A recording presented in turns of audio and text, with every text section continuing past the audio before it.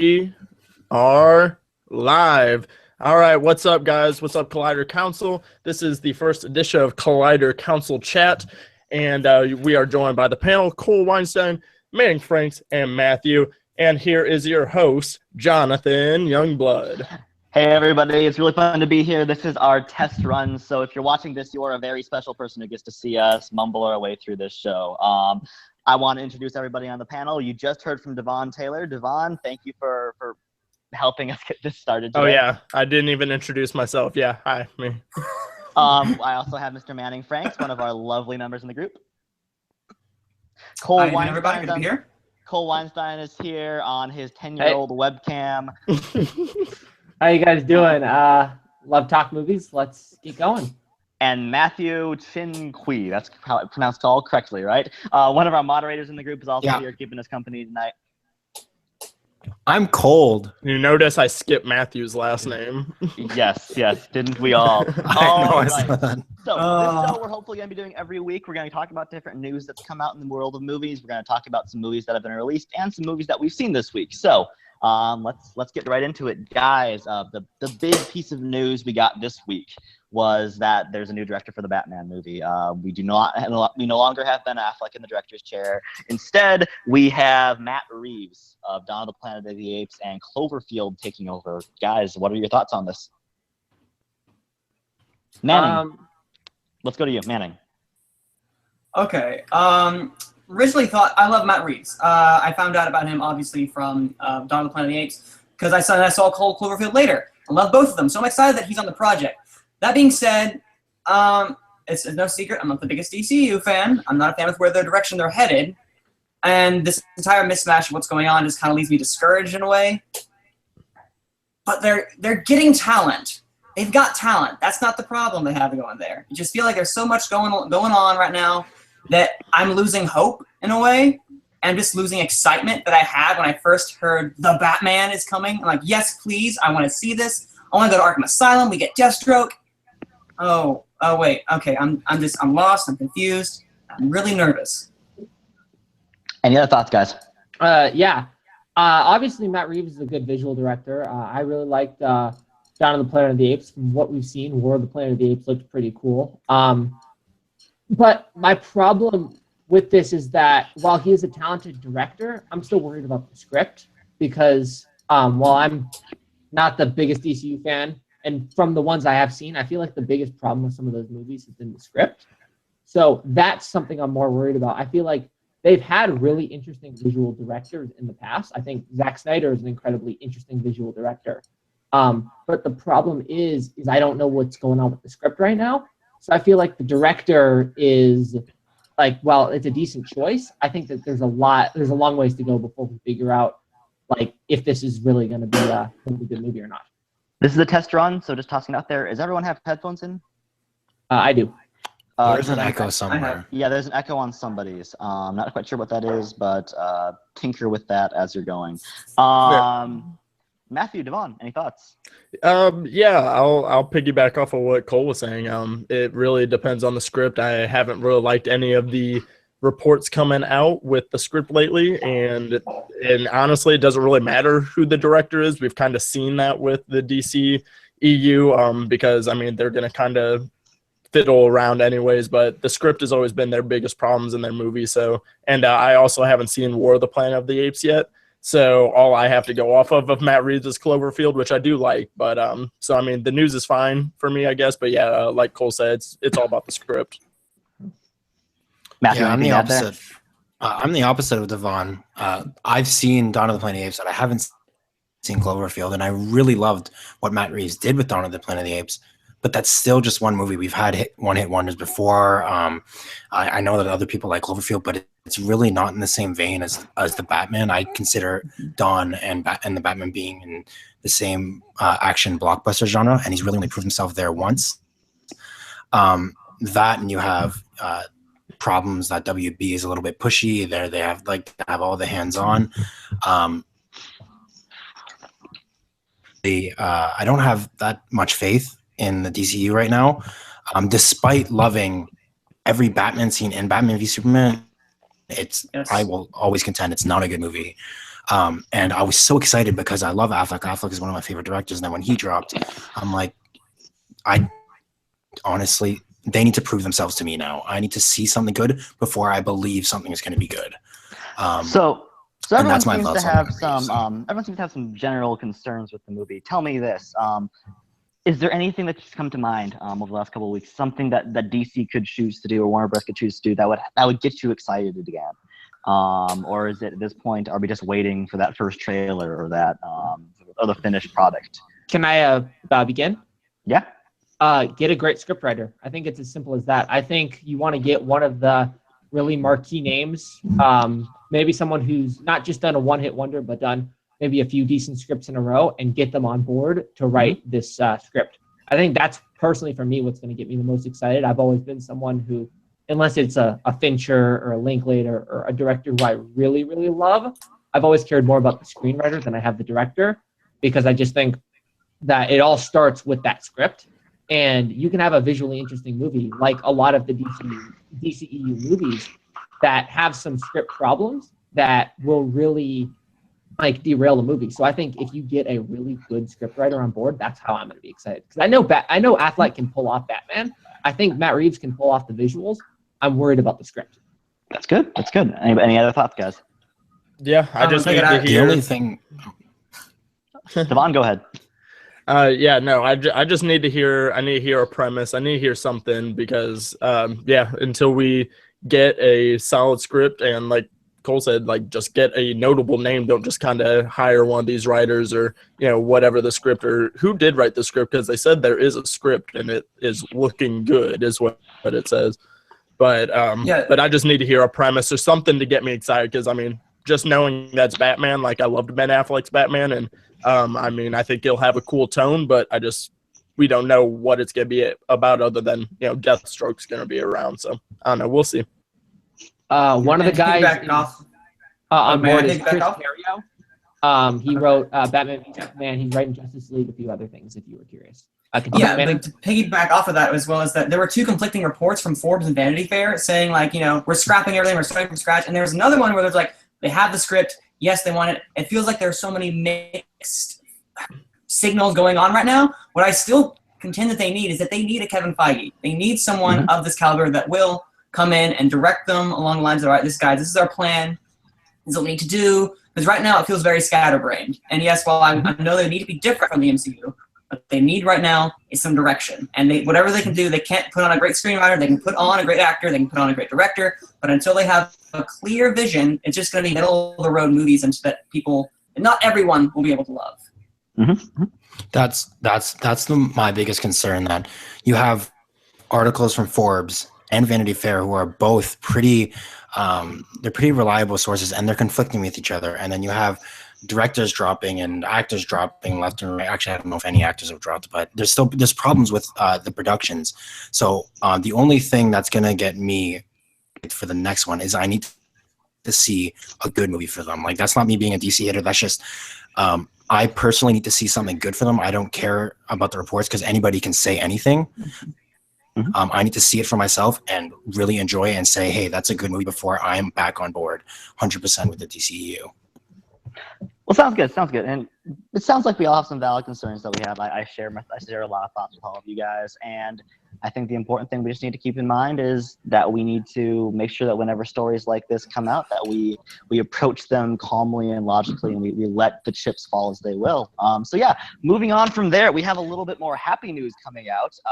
Kevin Smith took to Facebook a little while ago and announced that we are getting a Jay and Silent Bob reboot. I know, Matthew, you're a big fan of Kevin Smith, so tell us more about that. Give us some of your thoughts on that. Yeah, so I had actually not seen a single Kevin Smith movie until actually almost, I think it's a year ago, almost to this month. I had marathoned the entire his View-esque universe, which is his very first movies from Clerks all the way up to Jay and Silent Bob. Actually, from Clerks all the way to Clerks 2, and they all feature Jay and Silent Bob. So what he announced was that Clerks 3 and Mallrats 2 were unfortunately scrapped due to some studio issues, but he was bringing back Jay and Silent Bob for their own reboot. But I think it's actually satirizing reboots, because it's the two going back to Hollywood to stop another reboot, which is kind of a rehash of the original plot. And I think it's Kevin Smith's intentions just to make fun of the whole industry, because over the past few years, all of us can see that Hollywood's just remaking everything, rebooting everything, sequels, everything. Of course, there's indies and stuff, but the big tentpole films are just getting remade over and over. And I think Kevin Smith, he with other films in the past, like Dogma, he's so good at satirizing what's going on in real life and making fun of it and making it a compelling and funny story at the same time. That I think it'll be really great. DeVaughn, let's go to you. You had some thoughts. It sounded like. Yeah, I've been really middle in the road with Kevin Smith. I still haven't seen all of his films, but the ones I do see, I enjoy his films. I've never really thought he was like an overly great filmmaker or writer, but what I really appreciate is, Kevin Smith is kind of like the everyman. Like, he's living out all of our dreams. He's gotten to write these ridiculous movies and make the movies that he wants to make. He's been able to do that for 2 decades now. And that's just what I admire the most. And you could see that, like, in the post itself, like how much he wrote about, like, just his whole journey through Hollywood. So, I mean, that's really what I respect for Kevin Smith over anything. But, I mean, I enjoy his movies, so, I mean, I'm excited. I didn't realize he canceled Clerks 3 and Mallrats 2. I've never seen Mallrats, the original, but I was really disappointed to hear that Clerks 3 is getting canceled, because he said some really good things about it. Like, he said it was supposedly going to be, like, his best movie, and that he had a really good idea for a premise. And I'm disappointed to hear that it's not going to happen, because aside from Chasing Amy, which is my favorite Kevin Smith film by, like, quite a margin, but I really like Clerks 1 and Clerks 2, and I think that they're sort of these really interesting – it's a really interesting sort of essential Kevin Smith movie series. I feel like it's something only Kevin Smith could make, and I really appreciate that. And I would rather see a Clerks 3 than a Jay and Silent Bob 2. Jay and Silent Bob 2, although I am interested in that. I'll say, interesting thought. Kevin Smith's his track record recently has been a little bit hit and miss. We've had a little bit of critically divisive, critically panned movies like Yoga Hosers, Tusk. Do we think that this could be a good chance for him to have a resurgence? Does this sound like he's getting back in his wheelhouse? Clerks 2 was also not necessarily a well-received movie. Could this be the return of the Kevin Smith we remember? I mean, I think it could be. I mean, he's returning to his roots, like you said. I mean, his partner in crime, him and Jason Mewes have been, getting to work together on Screen Junkies recently. So, I mean, they got their, chemistry back. But, however, that kind of brings me to a point, though. I don't know if you guys have seen Jason Mewes lately, but he doesn't look so good. And Flash and Friends, he is easily, like, the weakest part, but they just have him because he's Jason Mewes, But so that kind of concerns me a little bit, but, And to piggyback off of that, use that term again. Wow, 2 times in one show, guys. Gotta aim for 3. But as someone who's not, we're all getting catchphrases from this. Yeah. But I can see Manning fan art now. As someone who's not the biggest Kevin Smith fan, this still has me very intrigued, because it is a reboot, but it's a reboot set in the same universe from what I could tell. So it's still something that I'm really curious about. The question goes back into when has he made when was his last critically well received critically film? It's been very hit or miss so far. The curious case is, has he been able to make a good film? We can see and we'll find out. I'm curiously optimistic, but I'm cautiously optimistic, but we shall see. Yeah, well, arguably his best stuff right now has been in TV. I know he did an episode of The Flash, which was really well beloved. I think he did Supergirl, or he's going to do Supergirl. But yeah, his last, like, legitimately really liked movie, like, a lot of them have had mixed reviews. Like Tusk had its, like, defenders and had people who really didn't like it. Zack and Miri was probably his last, like, pretty critically beloved movie. And yeah, ever since then it's been Cop Out, which is pretty universally panned, Red State, Tusk, and then Yoga Hosers. One thing I'm worried about is to make a spoof movie takes some subtlety and some nuance. And I'm worried if he can get back to that, because while I don't think I dislike Yoga Hosers as much as a lot of people do, there's one thing that movie is, and it's not subtle. I feel like I worry that he lacks sort of the subtlety to get back to making a really good parody movie. Whereas in sort of bring back Clerks 3. Clerks 3 is a lot of like a Clerks movie is a lot of like witty dialogue, which I think he still might be able to pull off, and like a lot of heart, which I think his movies might be able to pull off. But I'm worried about the subtlety of a parody and it not being sort of too on the nose and like it just falling flat. So I think what I love most about Kevin Smith is Matthew, close us out here. that he's not subtle. Jay and Silent Bob, the original one, Jay and Silent Bob Strike Back, it's a parody in and of itself, and is one of the least subtle parodies out there. Like the one scene that I just love to watch is the Ben Affleck scene where he's talking about the internet, and he accurately predicts what the internet turns into in terms of a movie blogosphere or whatever, and it's completely on the nose, and it's not subtle whatsoever. It's straight up telling you that movie people, like movie nerds like us, we just like to sit and complain about movies. I think that the reason why, and this isn't basing off anything, this is just in my own head, maybe it's because I'm a Kevin Smith fan, that the reason why his movies haven't been great is because he hasn't been playing in his own universe that he began at the beginning of his career, when he wasn't this big figure. He was just a guy who loved to make movies. And Yoga Horse is this Canadian trilogy or whatever, yay Canada. They're just movies that he just makes because he's funny and it's just for him. But the View Ask universe, he's coming back to it. I think it's a cult hit that he more, and it's more critically well received, and I think that he can jump right back into it and do great. Awesome. All right, so last piece of big news that we got this last week. We did get finally some set photos off the new Tomb Raider reboot. Obviously, we all have some big thoughts about that. Let's go. The person who cares the most. Let's go to Manning. Manning, what are your thoughts on that? I see what you did there. Sorry. We'll hold off the praise Matthew will bestow upon this, but for me, I'm excited because I do like Alicia Vikander. I do like her a lot. And I've played the original, not the original Tomb Raider, but the reboot Tomb Raider. And from what we have, it looks similar to that in a way. And at least the what they're going for, it's not like the hot pants Lara Croft. She looks like she's, actually doing something. But it's not much to go off of. It's just a few set photos, and we haven't had the greatest track record for video game movies this past year and in general. So I'm cautiously optimistic once again, but I'm optimistic still nonetheless because she's a great talent, and the director has the coolest name I have ever heard. I can't remember what it was, but it's like does anyone remember at the moment? Roar Uthog. Thank you. That name just it instills confidence in me, and I don't know why. It just feels like, yes, I want to see a movie made by you. So we'll see how it turns out. But DeVaughn, what do you think? What do you think, DeVaughn?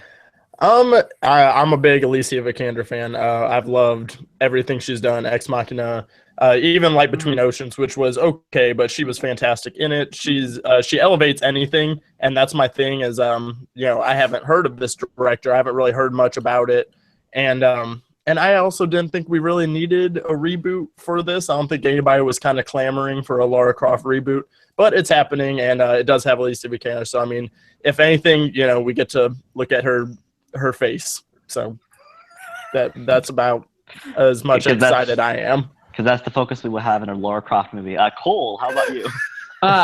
Hey, tactical pants. Tactical pants. I clearly think this is good casting. She's clearly a talented actress. The only thing I've seen her in was Ex Machina, which, I'm kind of mixed on the movie. I don't think I loved it as much as a lot of people do. I really liked it, and she's phenomenal. She gives a pretty astounding performance, and I think she'll do fine in the role. But I'm just worried because there's a reason why video game movies don't work out, and I'm questioning if this one is going to be the one that breaks the curse. We've had talent in video game movies before. Fassbender, Cotillard, Jeremy Irons in Assassin's Creed, and that was pretty critically panned, except by people who were fans of the game who really enjoyed watching it because they finally got to see their favorite game on the screen. I guess same thing as Warcraft, but we haven't had a video game movie that's really considered to be a good movie and not just a good movie for the fans. And I'm worried that we've already seen Tomb Raider once with another talented actress, Angelina Jolie, who I believe is an Oscar winner. But I just feel like I don't know why this one would be the one that would sort of break the curse. And that's what worries me. I hope it's great, though, because Tomb Raider is a super cool concept. Okay, so we have a very big Alicia Vikander fan in our chat today, and I not just to be a dick, but I also I'm going to ask Matthew because a couple things got brought up that I want you to talk about. One, is this a necessary reboot? Like, what's your thoughts on this as being a necessary movie at all? And do you think this could legitimately be one of our first good video game movies we've gotten? What are your thoughts on all this? Okay. First of all, Manning is pronounced Alicia, not Alicia. I have to clear that out because that's important to me. I said Alicia. No, it's Alicia. Alicia. It's Alicia? Whatever. Oh. Yeah, that's it. World shattered. Oh, If you man. watch Shattered. Yeah. Shade out the gate. There's a correct pronunciation of that. Okay. A huge fan of the Tomb Raider reboot. I actually hadn't played a single Tomb Raider game before that, but I picked up, I think it was just this summer, I picked up the reboot, the 2013 one, and it is really fun. And it's like, I don't know if any of you guys have played Uncharted, but it's like the female Uncharted. And judging off these pictures, just the look itself, they have every little thing down. They have like a bandage on her arm that's right there in the game. So if we're talking just on looks, it is a spot on adaptation. Now the director Rory Ruthog, he last year did a movie called The Wave, which I haven't personally seen, but I know you guys know JT, who works for Screen Junkies. I know that he raved about it when it came out. He wouldn't shut up about it on Twitter. I still have yet to see it. I think it's on Netflix. It's on my queue, but I've heard that's really good. And if he wants to take a step into the video game genre, I think the silver lining for this movie is that a lot of the other video game movies, they're like Warcraft. It's really deep lore for the video games, but Tomb Raider, it's just some archaeologist. She gets stranded on an island, and then she has to fight some bad guys on it. It's a pretty simple story that I think you can execute it well if you're a good director, and Rory Ruthog is a good director. And with Alicia on board, because she's the greatest actress alive, that it could be the one to break the curse. I'm still worried because it's video game movies. They've never been good, but if this has all the pieces, that it could be the one. So, well, a little bit of fanboying aside, I think that's a good place to end that story. I think it's going to be interesting to see what we get from here on out. I'm really curious to see more footage, more trailers, more set photos, just to get an idea of what the universe is going to look like. So that is the big news stories of the week. It was a fairly quiet week, but we did have 3 very big movies open this weekend. One of them setting some box office records. Let's get started with one of the more anticipated sequels of this year, John Wick 2. Now I know Cole and DeVaughn, you have both seen it. Give us some of your initial thoughts on John Wick 2. Can I go first? I think I liked it more than Cole. Yeah. Guys, the more I think about this movie, the more I love it. Like, I kind of had like some apprehension at first. The reintroduction was kind of interesting, but once this thing gets going, I mean, it is literally, they took John Wick 1 and they injected it with some steroids, and it's nuts. Like, I think he literally kills double the amount of the people he killed in John Wick 1. I love John Wick 1 as well. I love Keanu Reeves. Like, I just want to go share a pizza with that guy. He's just, and the fact that he's 52 years old doing these stunts is it's incredible. But John Wick 2, you basically they serve you get to learn more about the world of the assassins. That's the big part of this. John Wick is drugged back in, and he has to perform this task, and then you get to just see more of the politics and the way that this world works, and it very well set up for the third one as well, like without being a tentpole though. They didn't forget to make this a good movie, and I feel like that's where sequels lack. They will kind of forget that, oh, we're just trying to set up the franchise. Like, they took their time, made a really good movie. Common, who hasn't really gotten talked about a lot from this movie, he is awesome in the film. He was amazing. Like he really went toe-to-toe with Keanu Reeves, and it was just great. Like, Keanu Reeves it's a blast. Like, it's such a fun movie to watch. Like, we were laughing, people are cheering. Like, people were so vocal in my showing for it. I absolutely love John Wick and can't wait for more. Yeah, Common is one of those supporting actors that I feel like we don't talk about a lot, but he's been in some good stuff. Like, he's stolen off his chops. Cole, go for it. What do you think? I just want to start out with Common. Like, he might be my favorite part of that movie. His scenes with Keanu Reeves are incredible, and I did not realize, because they're doing their own stunts, and like, it's expected now that Keanu Reeves is, a good enough talent to do his own stunts, but Common was keeping up with him, and like, major props to him. I don't think I've given him enough credit as an actor. He's been in some really solid stuff, but he really shocked me in this movie in the best way. So sort of start out with John Wick. I need to sort of give a backstory. I'm not the biggest fan of action movies, and my biggest problem with most of them is that I don't care about our hero. And the first John Wick shocked me beyond belief, because it found a way to make me care so deeply about this guy and care so deeply about this mission that he's going on, this revenge path. That's why I love that first movie so much. And it was this sort of mind-blowing action that I'd never seen before. And I really loved it. It was my number 6 favorite film of 2014. Like, it really just sort of blew me away. And ever since then, I've been waiting for the sequel. So I think part of the issue going into it was it did have a hype problem with me. I was like, I've been waiting for this movie forever. It's my 4th most anticipated movie of this year. And I really did enjoy it. Like, I thought it was a really, really solid, good movie. But just, I didn't care about him, obviously, as much as I did in the first one. And I thought that it took a little while to get to the action. I thought that, like, there was a few too many, because Keanu Reeves' character is, John Wick is sort of he's a man of few words. And I felt like there was a few too many dialogue scenes where Keanu Reeves wasn't really saying much. And also, dialogue really isn't his strong suit as an actor, so I wanted to see more action. But when we got to the action, I was really a fan, and I really liked it, although no scene blew me away like the nightclub scene.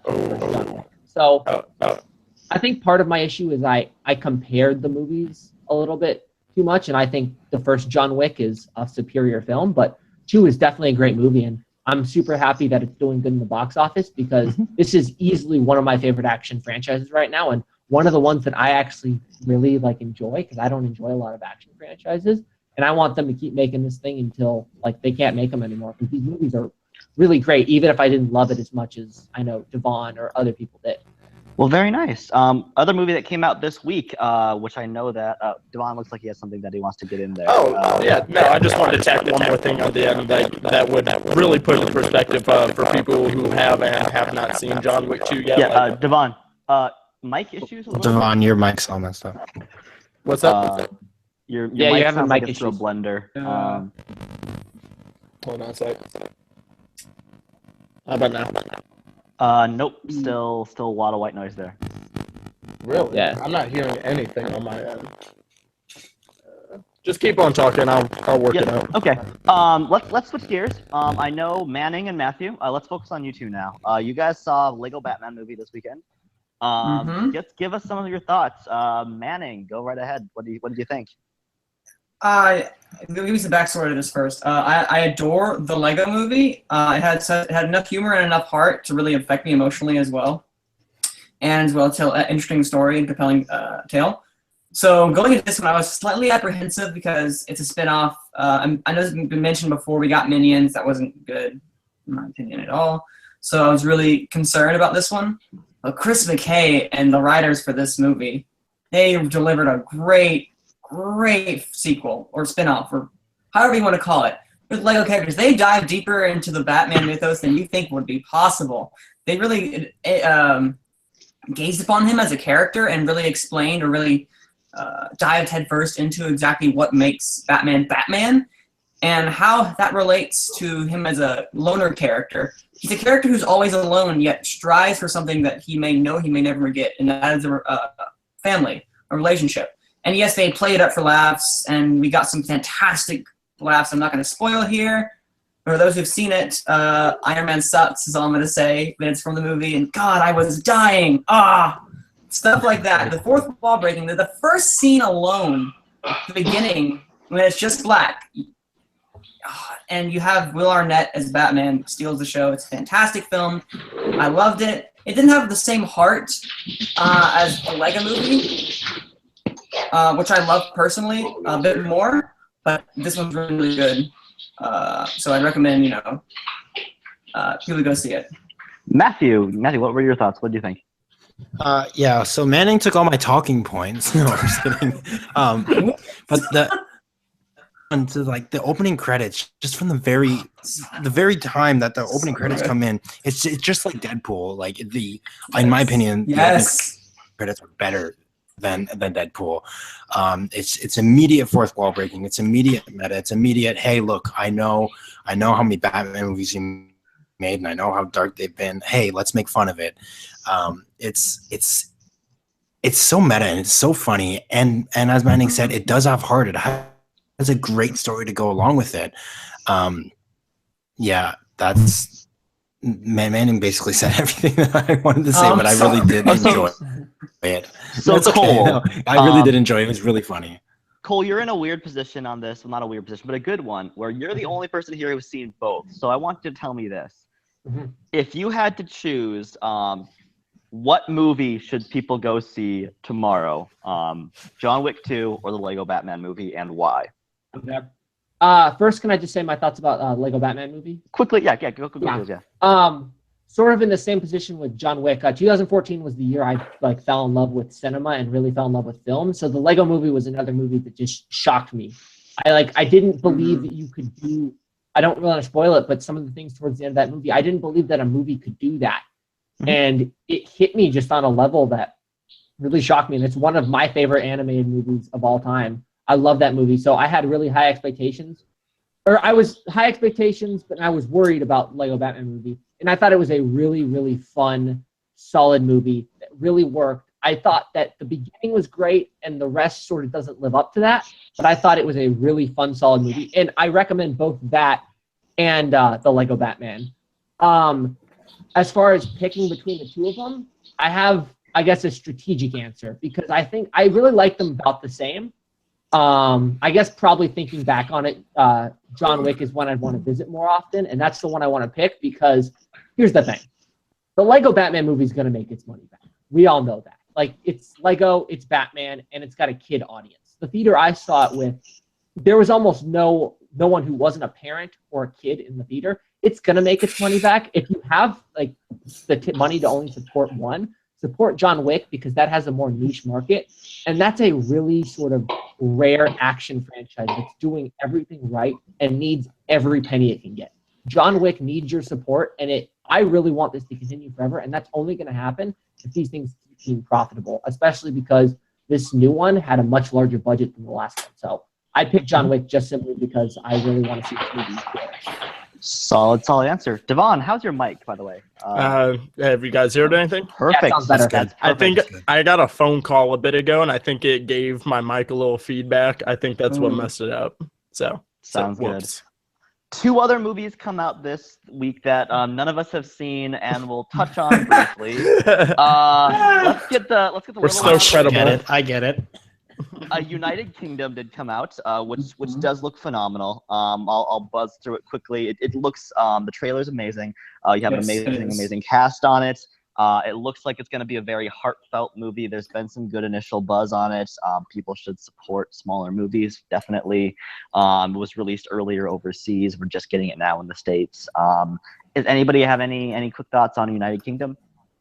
One of my favorite film reviewers. You can go, Mark Kermode. Sorry. Yeah, one of my favorite film reviewers, Mark Kermode, who works for BBC Radio. He had this at number 8, I think, for his top 10 film films of the year, and he, in my opinion, is the most credible film reviewer on YouTube and on the internet. So I'm really excited for this. All I have to say is David Oyelowo with an accent and snot tears. That means it should be good. So there you go. Anybody else? I think clearly both Rosamund Pike and David Oyelowo, who really, at least for me, both broke onto the scene in 2014, year that keeps coming up.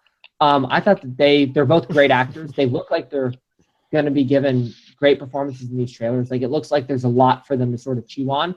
And it was a really interesting story. I've only seen the trailer, and I was in prime position to watch it because I was in the theater. But I was like, wow, this is a really interesting story and something I'd love to check out. And overall, it's been getting really solid buzz. A reviewer channel on YouTube who I really like, What the Flick. They haven't been as positive on it. But otherwise, it's been getting good reviews, so I definitely think it's something we should check out and definitely support smaller movies.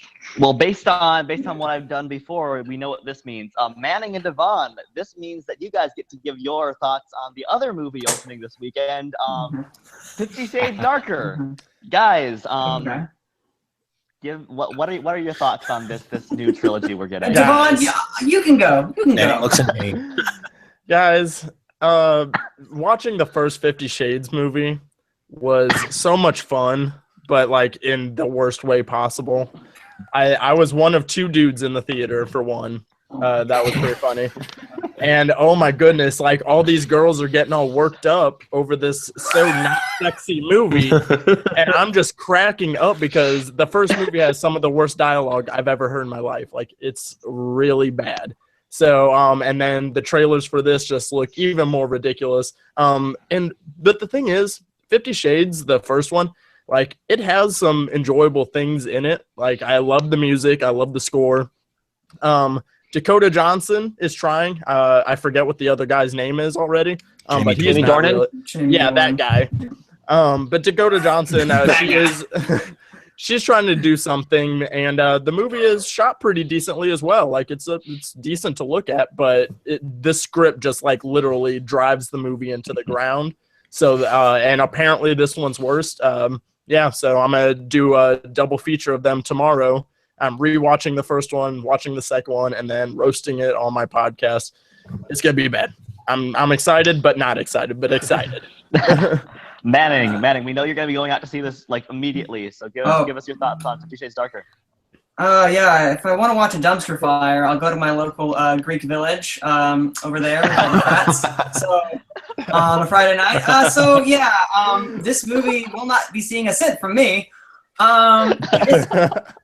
Oh, come on. No. Oh, God. I saw the trailer. I was cringing on the inside. This movie is the epitome of a terrible fan fiction somehow making it to screen while other struggling writers out there are making great screenplays and not being able to adapt to the big screen. Why is this getting made? I know why. Snaps. Make money. And it's making money, it has an audience. But there are so many other fantastic movies out there that are not getting the budget, that are not getting the people. And just like, why? This movie's appealing later. I am sorry. It is energized with some adorable moments. It's some great, as DeVaughn said. I'm looking forward to you roasting it. That's all I'm going to say. I'm going to watch Dumpster Fire Friday, so there you go. Well, ladies and gentlemen, that is our thoughts on the four major movies opening. We also have a movie I apologize for everyone who likes that film. I have no desire to see it. Can I add one last thing really fast about 50 Shades? Just the franchise in general. DeVaughn was mentioning how it was shot well. Well, I have not seen either of the films as a local Seattleite, born and raised. Don't live there anymore, but I love it when movies shoot Seattle really well. So I have thought about seeing that movie just because that second unit is doing a grade A job shooting the Space Needle. So, if you're going to support it because people need to shoot Seattle well, and that's the only way apparently we're going to get it.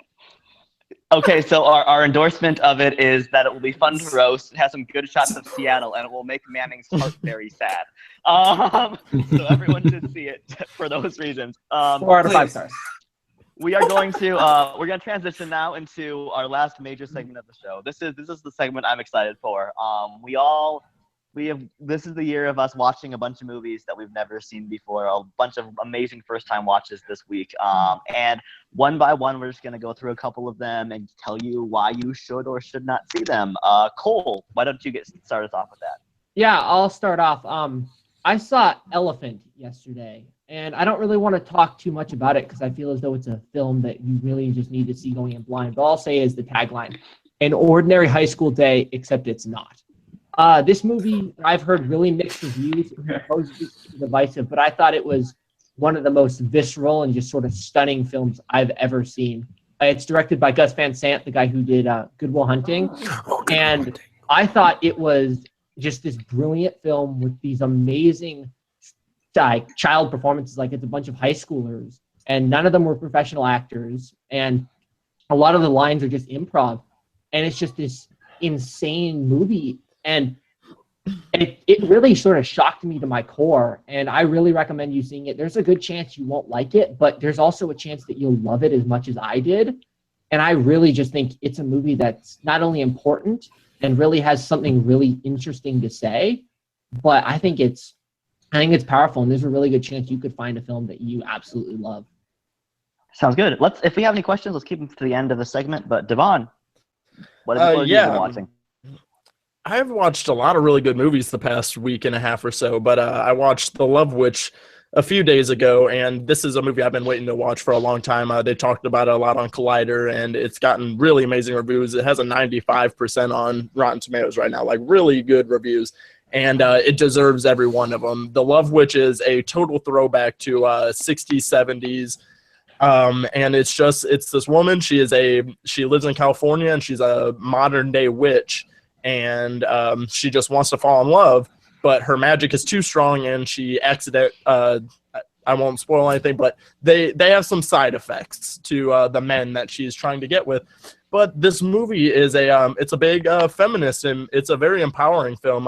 It's kind of funny because I was thinking about it, and I was thinking about 20th Century Women, another film that really portrayed feminism really well and very empowering. And The Love Witch does it in such a very interesting way because it's very entertaining. The humor is so very macabre and very dark, but at the same time, like, it's so entertaining. But the biggest thing about it is the lead performance. The actress's name is Samantha Benson, and dare I say, like, she could have been nominated for an Oscar for an Oscar award if this wasn't a horror film. And it's not even really a big horror film. It's just a little bit. It's a very genre film, but she is so fantastic. She has so much charisma, and the role she's portraying takes a lot of confidence, and she really just puts on this fantastic performance and carries this entire film. The Love Witch has cool cinematography. It looks like it's shot in the 60s, has awesome music. It has but just the things it's saying about falling in love and women's roles in falling in love is what it really challenges. So definitely check out The Love Witch. I absolutely loved it. Manning, go ahead. This one's going to be quite controversial because when I posted it in the group, everyone was like, "Well, I liked it," and it's Shutter Island. To me, I'm not the biggest Scorsese fan. Shockingly enough, I haven't seen all his films, but most of them I've seen, I've been like, "That's good," but I don't love it. Same thing happened here in Shutter Island. The beginning really kind of took me out of the movie completely. Thelma Schumacher, her editing in the first act specifically, is incredibly sloppy. I kept saying, there's a cut there, there's a cut there. That person's arm is not where it should be. And it really took me out of the movie. And there was so much forced characterization in the first part, in the first act, that it just kind of made me roll my eyes in a sense. But then it got really interesting. And the story kept unraveling, and it kept, really unfolding, and I knew how it ended, but how it got there I found really fascinating. I feel like the story it had to tell was really cool, and I would honestly recommend people seeing it just for that alone to figure out exactly how Scorsese told us. This is a pure genre film. This is way outside. This is like a Hugo for him, because usually he's doing crime, mob. This is a thriller through and full-on thriller on an asylum. You don't get much more different than that from Scorsese unless you want to go Hugo. Or Silence, even, if you will. But I would recommend that seeing. DiCaprio gives a good performance. Not his biggest fan, but he's really solid in everything he does. Ruffalo's great. Kingsley's great. It's a really well done film. I just wish it lived up to my expectations a bit more than all the hype that I was getting. But the screenplay really let me down in that sense. But the story concept drove it enough for me to really actually care, even though the characters somehow were kind of shallow. Okay, Matthew, close us out here. So I saw 10 Years, which is it's a little drama film. It's a really small indie film, but it has a ridiculously stacked cast, and I can't believe that I haven't even heard of it. It has Channing Tatum, whatever his wife's name is, Anthony Mackie, Chris Pratt, Oscar Isaac, Kate Mara, the dude who played Divya in Social Network. And really, what I loved about this film is it's a really realistic portrayal of a high school reunion 10 years later. The cliques are still there. The rapport is still there. But the entire movie is just them talking. It wasn't as good as a Linklater film, but I want to say it was Linklater-esque with the type of realistic dialogue it had. And it gave us a really good song called Never Had with Oscar Isaac that is really super sad and really catchy. And you get to hear him sing. And I just really loved it because that's what I feel like my high school reunion will be like in 10 years. Years it's going to be from now. But it's this really cute little drama film. I'm not going to say it's revolutionary. It's a genius film, but it's a good watch. And it's heartwarming and fun. So all right. So to close out this segment, what I'm going to do, let's go down the line. Pick one of the 4 movies that the people talked about and say which one you're most interested in seeing. Cole, let's start with you. I'm gonna go The Love Witch. Partly because DeVaughn loved it so much, and we really tend to have a really similar taste in movies, but also because I saw a trailer for it at my local art house theater with a friend of mine, and it was an experience in itself. Like the audience was roaring with laughter because it's sort of this like imitation of like this older sort of campy style of movie, like this campy horror. And I thought it was so interesting, and the fact that it's getting such great reviews really like just interests me because the trailer was great, and I know a lot of people who love it, including someone who I talk to a lot and whose review I trust. So I'm definitely interested in that one. DeVaughn, what about you? I'm definitely interested in 10 Years. I mean, you saw my face as he was reading off the cast list. I was like, how have none of us heard of that film? Like, I've never heard of it. And at first I thought I had heard of it, but then once he kept going, I was just like, wait, what is this? This sounds amazing. And yeah, kind of like you said, like, I'm not a big Linklater fan. I still haven't seen a whole lot of his work yet. Like, I still haven't watched the Before trilogy, but yeah, I'm really intrigued because I really like movies that just kind of take place like in real life, just like these kind of life events. Don't really have a plot to them. They just it's just something happening. It's just life happening, and it sounds like a really interesting film. I absolutely love the cast, and anytime I can hear Oscar Isaac sing, I am in. Manning, what are you? Definitely 10 Years because that yeah, as DeVaughn said, that cast, my God. Just to hear Oscar Isaac sing as someone who really, really loved Inside Llewyn Davis. I know you have mixed feelings on that, on movies like that, Matthew, the Coens, but I really enjoy that. And anything Oscar Isaac, hearing him sing, I'm really interested in hearing that, especially. And just hearing exactly how those actors interact, I'm really looking forward to seeing that. That's on my list. And Matthew, close us out. I'm most excited to see Elephant. I actually really want to check that out. As soon as I heard Gus Van Sant, I was automatically in because Good Will Hunting is in my top 5 of all time. So I loved his work before, and I love the concept of that, what Cole pitched earlier. So I'm definitely going to check that out. Sounds good, and I'll echo all of that. The only one of the 4 that I've seen is Shutter Island. I plan on checking out all 4 of these again or for the first time sometime moving forward. So to end the show, we are going to play a game. This is a game that Cole and I first played. Well, we'd seen in podcasts before. We got to play at Screen Junkie Studios a few weeks ago. This game is called Last Man Standing. What I'm going to do, I am going to give an actor's name. That actor has been in a lot of movies. That actor is also fairly relevant to the discussion we've had today. We are going to go around the circle, going Cole, DeVaughn, Manning, Matthew. And each of you will name a movie that actor has been in. We're going to keep going. If you take too long, you're out. I'll call you out. And we're going to get this going and see how far we can get and how many movies we can name. I can tell by the looks on your faces, you all already know who I'm going to say. The actor's name is Keanu Reeves. Cole, give us a Keanu Reeves movie. Let's go around the circle. All right. Well, let's start out with the one that I saw yesterday, Speed. I'll go John Wick. Who's next? Manning? Knock Knock. The Matrix. John Wick 2. Devil's Advocate. Bill and Ted's Excellent Adventure. The Matrix Revolution. Bill and Ted's Bogus Journey. Constantine. Dracula. Full title? Can you do the full title? No, I can't. I Do can't. we I don't do, remember the do, full do we title. count that out, gentlemen? Yeah, I'd That- count it. I'd count it. Okay, you're still in. You're still in. Matthew. It's Bram Stoker's, but you know. Yeah, Oh, that's what it is. okay. I give it to him. Come Yeah, on, I give we're it still good. We're still good. Okay. Matthew. The Matrix Reloaded. Why did I think of that? 47 Ronin. Oh, Oh wait, did Cole just go? Yep. Yeah, 47 Ronin. The Neon Demon. he's in that. Okay, now I'm gonna. I don't Yes, have it. I don't know what else Keanu Reeves. I'm out. Oh, Matthew. Yeah. I think I'm done too. I can't think of any more. Down to Oh, Cole and DeVaughn. Now here's Come on, how it I got- when it comes to, here's how it goes when it comes down to two.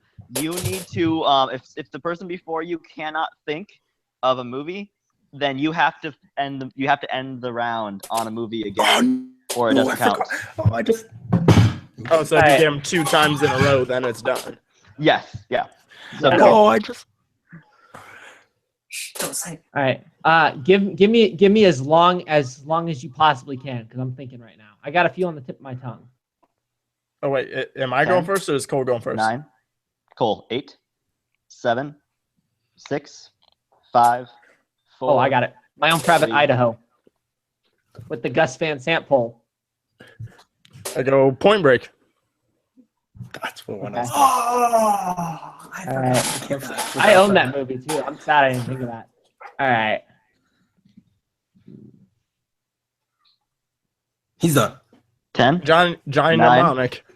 8. Oh, Oh, Cole. okay. Johnny It was Cole's Mnemonic. turn. Yeah, now it's DeVaughn's turn. 10, Oh. 9, 8, Oh shoot.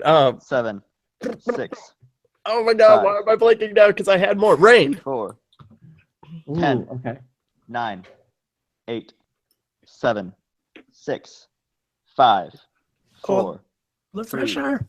2. I One. don't know. Hardball. DeVaughn. Ooh. Oh, And that's there it is.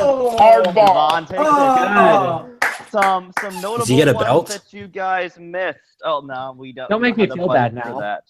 Oh no. It's all about making you feel bad, guys. Pulling up IMDb here, we have Much Ado About Nothing. I wouldn't have got Oh, that. he's in that. We have we said The Devil's Advocate. We have A Scanner Darkly. Oh, that's a good one. Linklater, too. Something's Gotta Give. The Lake House. The Lake House is a big one. Oh yeah. Oh, I The like Day that. the Earth Sandra Stood Bullock. Still. Oh, okay. And that seems to be, I mean, there's a couple others that were out there, but those are the big ones. So, also, the movie Keanu. He had a Oh voice. yeah, he Oh, does cameo. He Oh, voiced did he cameo. really? He's the cat. He's Yeah, the he cat. is. So, ladies and gentlemen, that is the first episode of our show today. I want to thank all my panelists. Go through them one by one, let them plug what they've been doing. This has been a lot of fun. I hope that we're able to keep doing this and that you enjoy what you've heard so far. Cole, let's start with you. Yeah, nothing much to plug. Check me out on Twitter at CWine21. That's CWEIN 21. That's about it. Mr. DeVaughn Taylor. You can find me on Twitter at Jesus12. You can find me on the channel that you're watching this on, Jesus12, so you might as well subscribe while you're here already. And, of course, my podcast, Jesus Take the Real, episodes every Tuesday. Check it out, guys. Mr. Manning Franks.